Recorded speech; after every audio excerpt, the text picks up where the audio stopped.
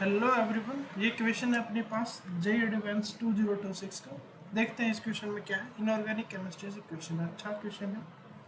तो स्टार्ट करते हैं। क्वेश्चन में बोला गया है the correct statements about the compounds P Q R is and R, यानी कि पी क्यू आर जो कंपाउंड हम बनाएंगे यहाँ पर, उनके लिए जो हमारे पास ये जो लिखे हुए हैं चीज़ें और ये रिएक्शंस होंगी, इनमें से कौन सा सही स्टेटमेंट्स होगा ये देखते हैं। चलो ठीक है ना।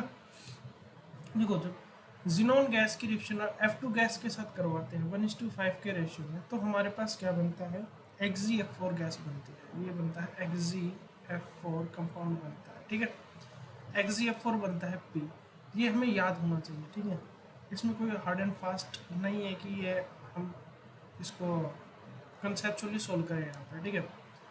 अब जब XgF4 होता है, ये O2F2 के साथ रिएक्शन करता है, तो क्या बनता है, XgF6 बनता है। ये बनता है XgF6 बनता है। क्यों बनता है, देखो ये हमारे पास फ्लोरीन डोनेटिंग होता है, ठीक है ना। तो ये हमारे पास 2 फ्लोरीन यहाँ पर डोनेट हो जाएंगे इसके पास, तो यहाँ से XgF6 बनेगा, ठीक है।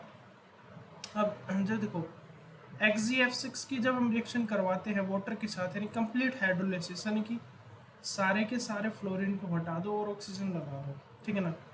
तो जिनोन कितने बॉन्ड बनाएगा यहाँ पर हमारे पास 6 बॉन्ड बनाएगा वो, और हमारे पास क्या बनेगा, XgO3 बनेगा यहाँ पर। ये बनेगा XgO3 बनेगा यहाँ पर कंप्लीट हाइड्रोलिसिस के अंदर। अब आ जाओ इसको देखते हैं वन बाय वन। ऑप्शंस में क्या बोला गया है, P has 2 lone pairs of electron on central atom, यानी कि P के अंदर 2 लोन पेयर ऑफ एटम होंगे सेंट्रल एटम की बात सही बात है। XgF4 क्या होता है, हमारे पास ऐसा मॉलिक्यूल होता है स्क्वायर प्लेनर, इसकी क्या होती है, शेप होती है, और एक लोन पेयर ऊपर होता है, एक लोन पेयर नीचे होता है। तो 2 लोन पेयर है, सही बात है ये वाले में, ठीक है।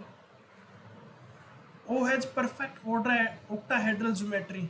देखो क्यू है ना, जो क्यू XgF6 इसकी होती है हमारे पास डिस्टोर्टेड ऑक्टाहेड्रल होती है, कम परफेक्ट नहीं होती, डिस्टोर्टेड ऑक्टाहेड्रल होती है, डिस्टोर्टेड ऑक्टाहेड्रल होती है।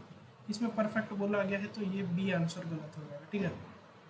Q N can act as fluorinating agent, सही बात है भाई। XgF6 है, इसके पास एक्सेस अमाउंट में फ्लोरिन है, तो ये दूसरे मॉलिक्यूल को हमारे पास फ्लोरिन डोनेट कर सकता है, तो सी वाला भी सही है इसमें, ठीक है। अब जो देखो डी वाले ऑप्शन में देखते हैं, इसमें क्या बोला गया है कि the molecular structure of R is trigonal pyramidal. R का जो हमारे पास स्ट्रक्चर बनता है वो कुछ ऐसा बनता है, ठीक है। तो ये हमारे पास ट्राइगोनल पिरामिडल ही तो है, और एक लोन पेयर ऐसे हो जाता है इसमें, ठीक है ना। तो इसका टेट्राहेड्रल तो ज्योमेट्री होता है, इसका टेट्राहेड्रल तो ज्योमेट्री होता है, बट इसका जो मॉलिकुलर स्ट्रक्चर होगा वो ट्राइगोनल पिरामिडल होगा, यानी कि डी वाला भी सही है इसमें, ठीक है। इसमें मेजरली क्या था कि हमें इन रिएक्शंस के बारे में याद होना चाहिए। ये जो रिएक्शंस हैं इनके बारे में हमें याद होना चाहिए, एनसीईआरटी से ये एग्जैक्ट रिएक्शंस है, इनके बारे में याद होना चाहिए। जैसे जिनोन की F2 के साथ एक्सेस लेते हैं इसको, तो फिर क्या रिएक्शन से प्रोडक्ट बनता है, XgF4 बनता है।